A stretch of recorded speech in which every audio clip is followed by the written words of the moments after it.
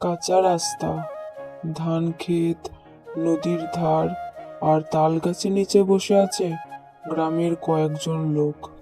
এক সময়ের কথা, নদীর ধারে এক গ্রামে থাকতো ছোট মিয়া। সবাই তাকে আদর করে ডাকতো ছোট মামা। সে ছিল খুব বুদ্ধিমান আর গ্রামের সবাই তাকে খুব ভালোবাসতো।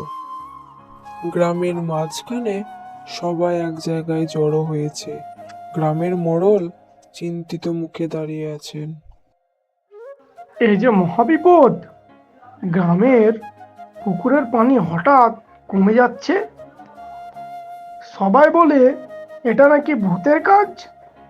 হ্যাঁ, আমিও রাতে পুকুরের ধারে কিসের যেন ছায়া দেখেছি।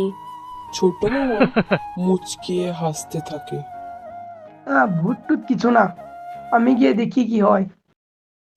রাতে ছোট মামা হাতে একটা লণ্ঠন নিয়ে পুকুর পাড়ে যায়। হালকা বাতাস বইছে, ঝিরিঝিরি পোকার ডাক। ছোট মামা পানিতে একটা সরু দাগ দেখতে পায়। সে বুঝতে পারে হ্যাঁ, এ তো ভূত নয়, এটা কেউ পানি চুরি করছে। পরদিন সকালে সবাইকে ডেকে ছোট মামা তাদের দেখায় পুকুর থেকে সরু একটা বাঁশের নল পাশের জমির দিকে গেছে। এই নলের ভিতর দিয়ে পানি চুরি হচ্ছে, চলুন দেখি কার জমিতে যাচ্ছে।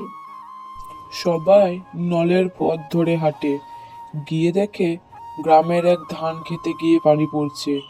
ধান ক্ষেতের মালিক লজ্জিত হয়ে সামনে আসে।